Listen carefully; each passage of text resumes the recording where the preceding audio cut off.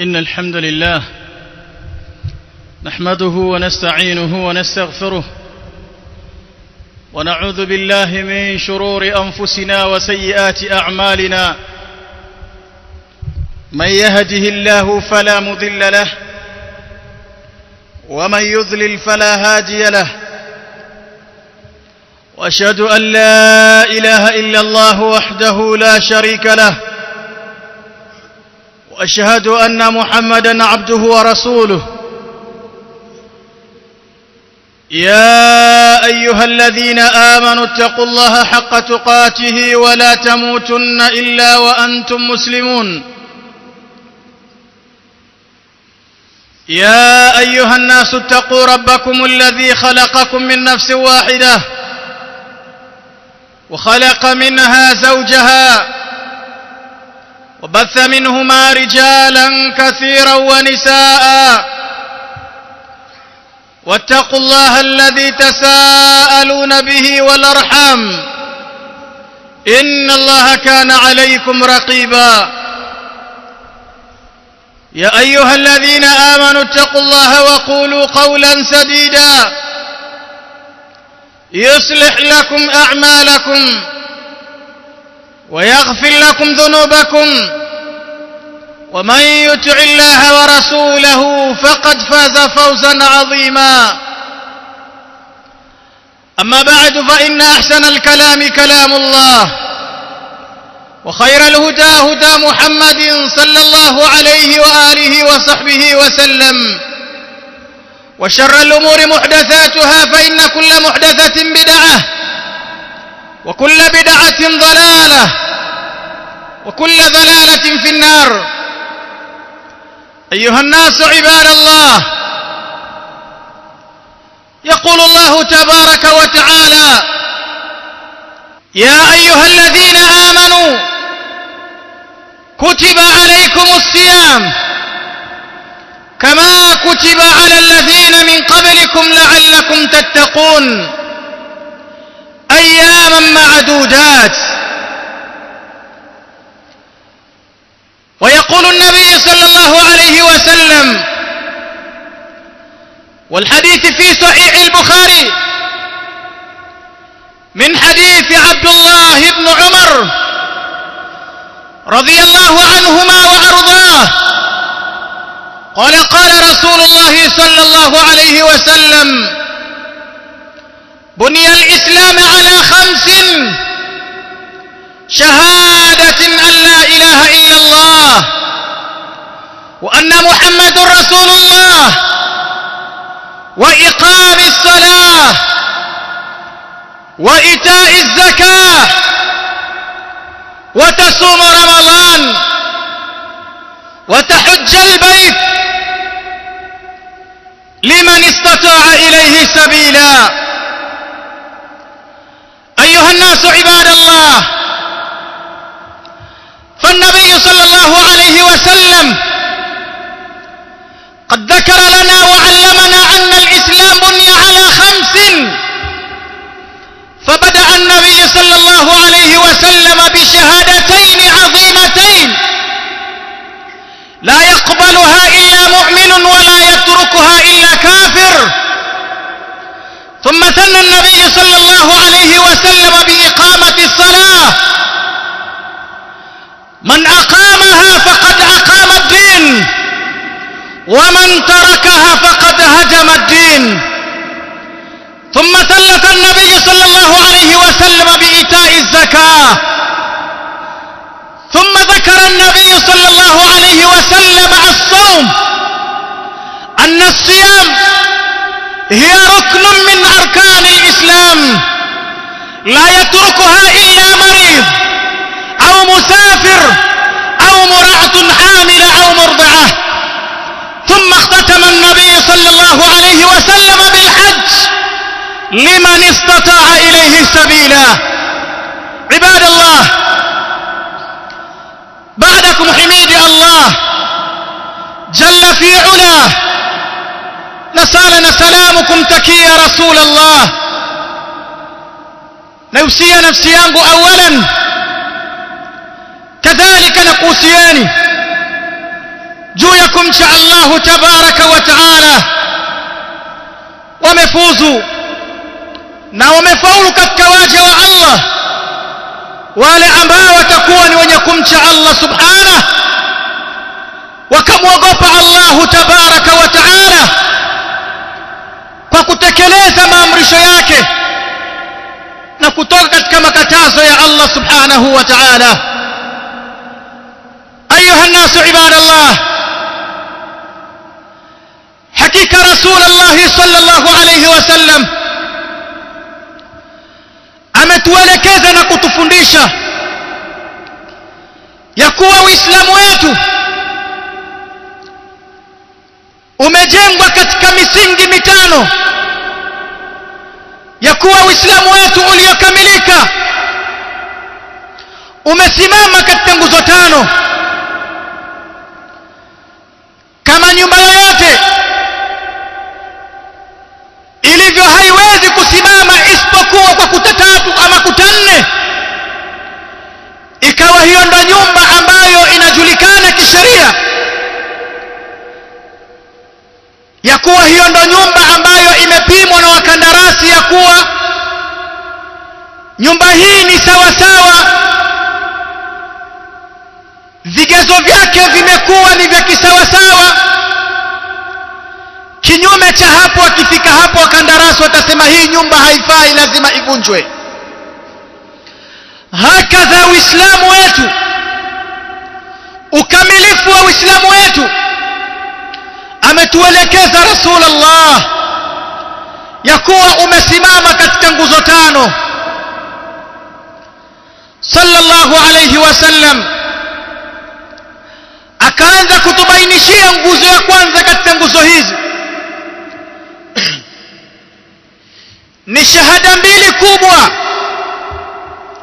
kuitikadi ya kuwa hakuna pasaye kuabudiwa kwa haki isipokuwa Allah tabaraka wa taala wahdah la sharika lah, lam yalid wa lam yulad wa lam yakul lahu kufuwan ahad.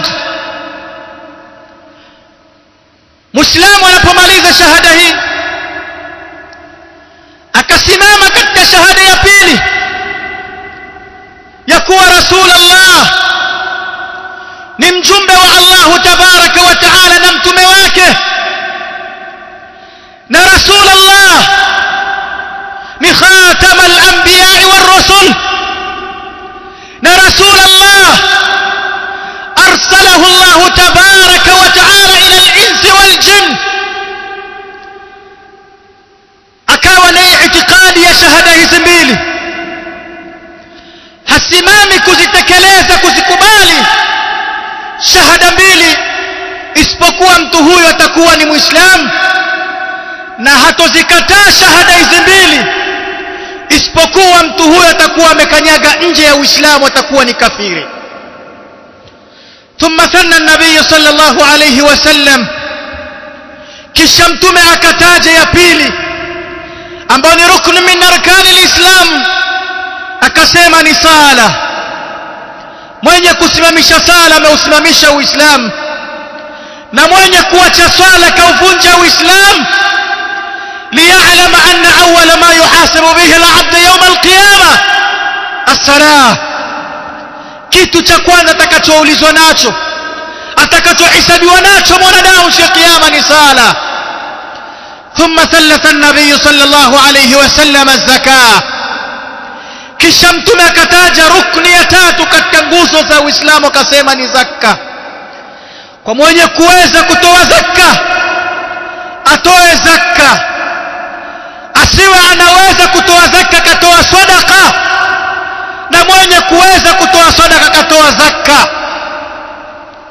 Leo Waislamu wa leo tulivyo wachafu na wabakhili wa roho zetu na Mungu wetu, wenye uwezo wa kutoa zakka wanatoa sadaqa, na wasiokuwa na uwezo wa kutoa zakka, wenye uwezo wa kutoa sadaqa ndogo wanajikamua wanatoa zakka.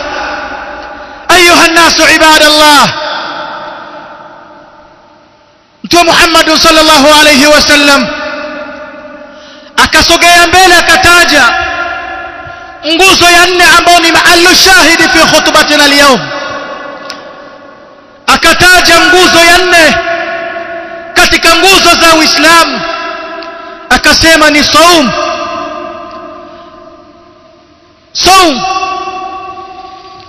ambayo hafai kuiacha Muislamu ambaye ni baligh aqil, isipokuwa awe na udhuru zilizowekwa kisheria, wa illa awe ni mgonjwa, ugonjwa ambao unajulikana hauponi, hukumu yake kando.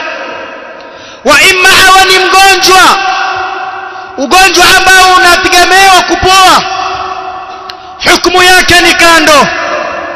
Wa imma awe ni mtu mzima, hawezi kufunga katu, hukumu yake kando. Wa imma awe ni mwanamke aliyekuwa ni mjamzito. Katika sehemu mbili, sehemu ya kwanza akawa anaiona afya yake aweza kufunga, hukumu yake iko kando, sheria inamruhusu kufunga wakati huo. Wa illa akichelea, hali yake na kile alichokibeba itakuwa ni madhara kwake, hukumu yake iko kando, hatofunga mpaka baada ya kujifungua. Hakadha mwanamke ambaye atakuwa ni mwenye kunyonyesha, akiwa anaona katika kunyonyesha kwake hapatokuwa na madhara katika kunyonyesha kwake, nguvu anaendelea kuwa nazo na daktari akalipitisha hilo, hukumu yake itampasa afunge. Lakini ikiwa katika kunyonyesha kwake kutakuwa na madhara juu yake na juu ya mwanae anayemnyonyesha, hukumu yake inakuwa kando, hataruhusiwa kufunga mpaka baada ya mtoto kumaliza haulaini kamilaini liman arada an yatimma ar-ridha'a. Hawa wamepewa ruhusa ya kutofunga.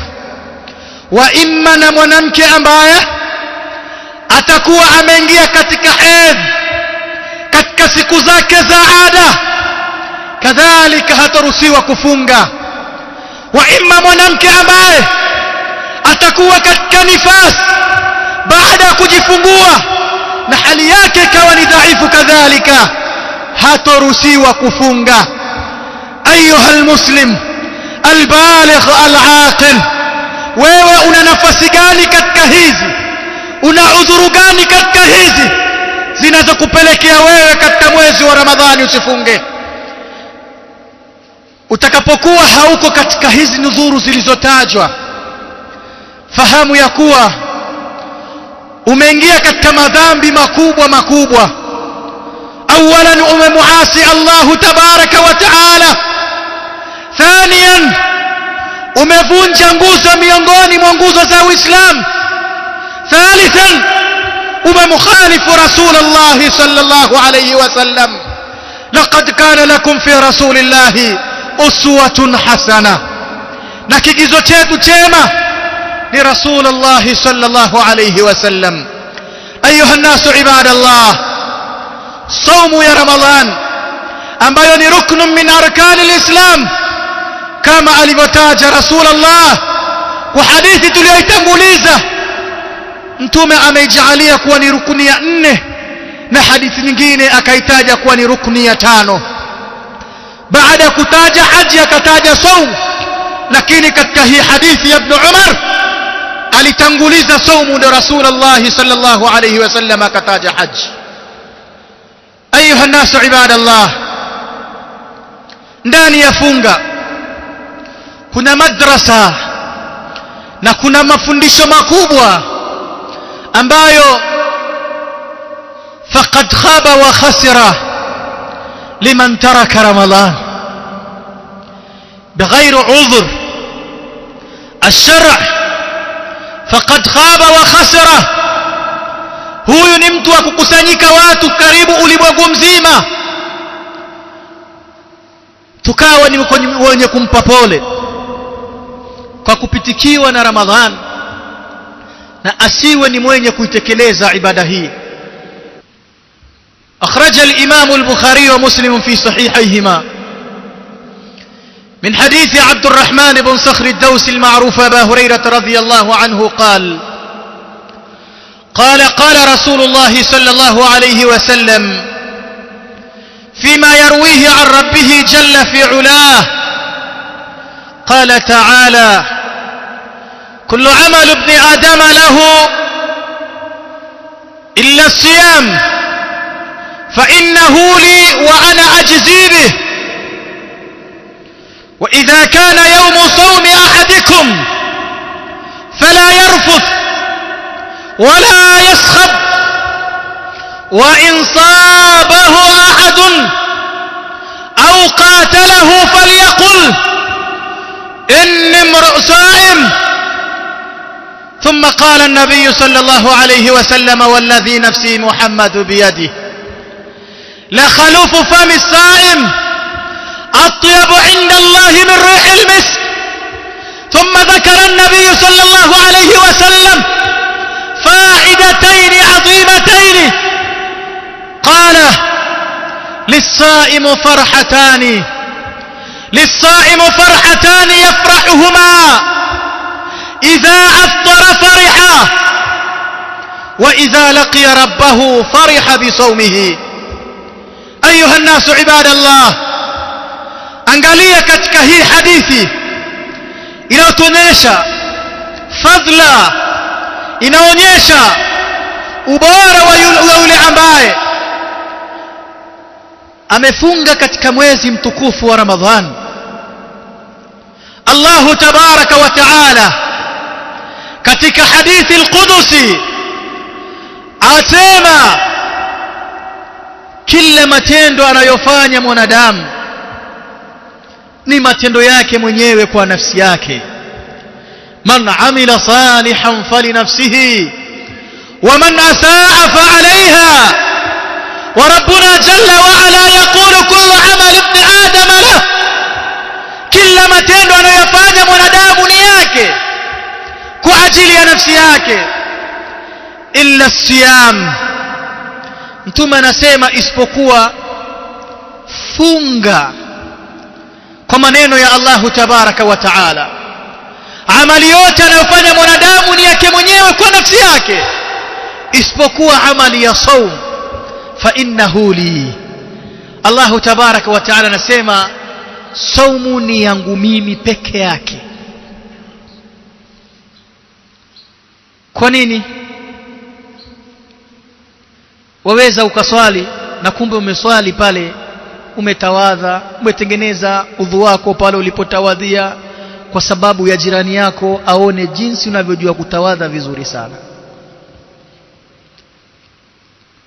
Waweza ukatoa pesa zako ukaenda haji, alimradi mtaani tukujua kwamba fulani ana pesa sana, kila mwaka anaenda haji na kila mwaka anaenda umra.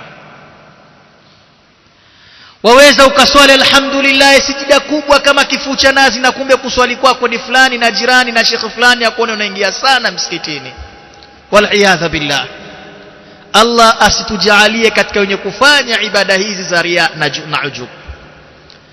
Lakini ibada zote hizi Allah nasema ni kwa ajili ya nafsi yako, illa saum.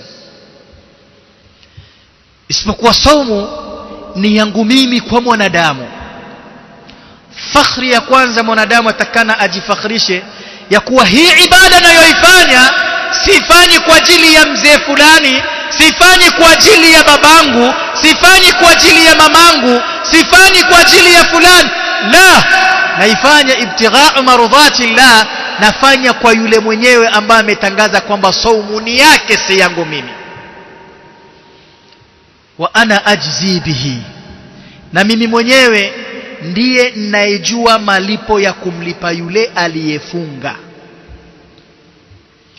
Kaacha chakula chake mchana Ijumaa kama leo, akavumilia biriani yake ya mchana ikampita, na juisi yake na soda yake na mazuri yake na mapochopocho yote kwa ajili ya Allah. Akaacha zile haramu zake zote, kamari, zina, ushirikina wote kwa ajili ya Allah.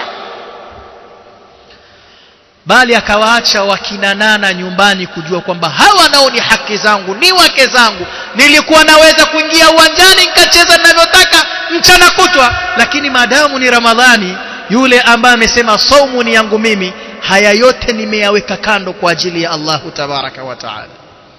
Ndo Allah akasema wa ana ajzi, mimi ndo ambaye najua huyu anayefunga nitamlipa kitu gani. Hii ni sehemu ya kwanza na faida ya kwanza. Faida ya pili akaitaja Rasulullah katika hadithi al-Qudus. Allah tabaraka taala sema wasiyamu junna, na funga ni wiqaya, ni sehemu ya ngome, ni sehemu ya ukuta unaomfanya aliyefunga kuacha kuangalia ya haramu, unayemfanya aliyefunga kuacha kuyasikiliza ya haramu, unayemfanya aliyefunga kuacha kula ya haramu, unayemfanya aliyefunga kuacha kuyasema ya haramu.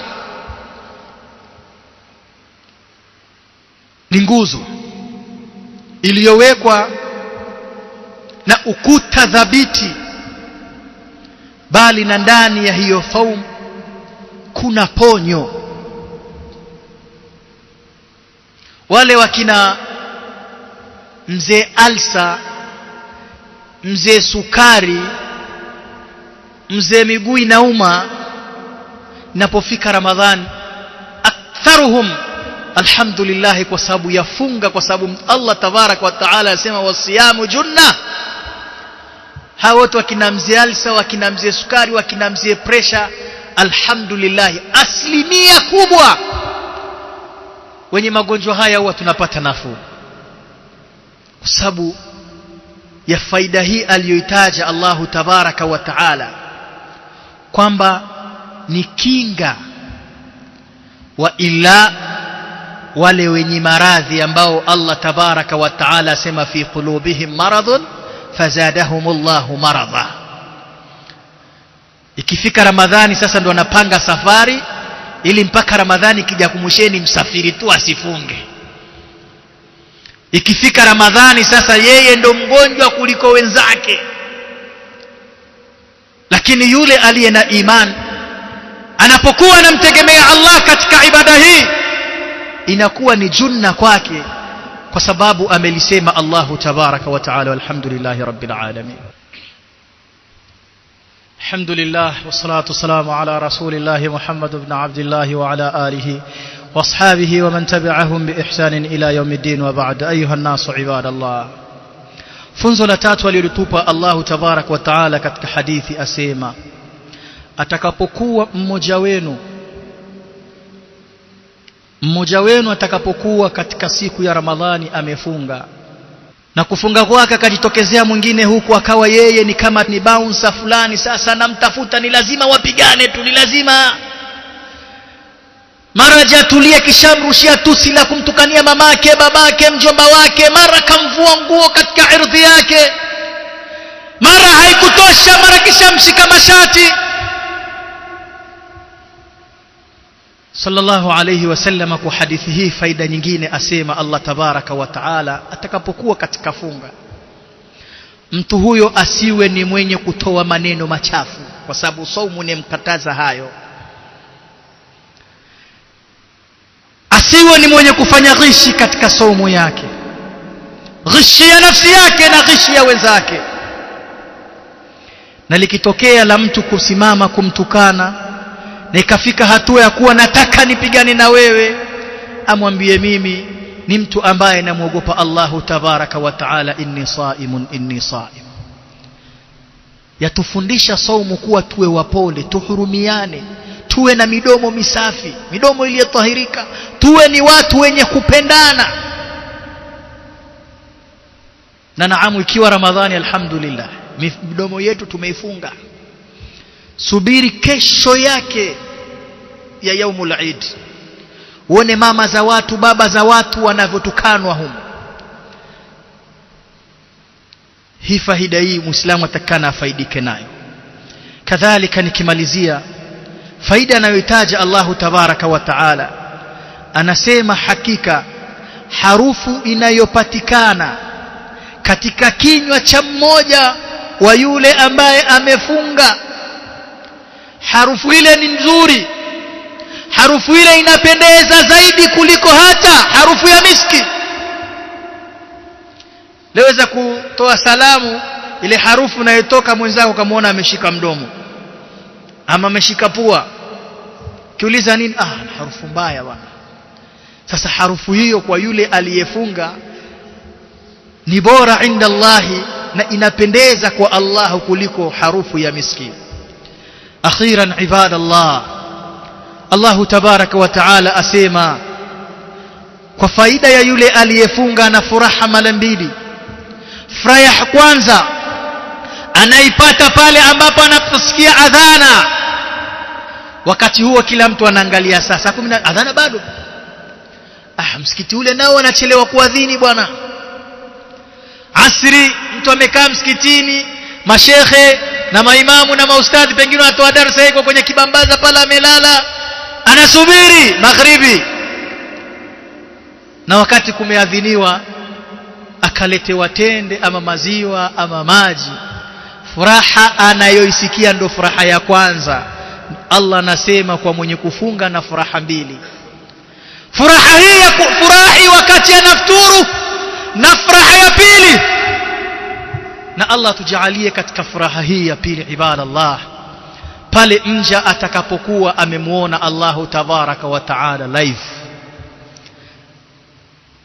pale atakapofurahi mja siku ya kiyama kumuona Allahu tabaraka wa taala, na wakati huo Allahu tabaraka wa taala akimlipa mja huyu juu ya ile saumu ambayo alikuwa akifunga kwa ajili ya Allah subhanahu wa ta'ala. Nasallallahu tabaraka wa ta'ala yaj'alana min alladhina yastami'una alqawla fayattabi'una ahsan. Allahumma arina alhaqqa haqqan warzuqna ittiba'ahu wa arina albatila batilan warzuqna ijtinaba. Subhanakallahumma bihamdika nashhadu an la ilaha illa anta nastaghfiruka wa atubu ilayk.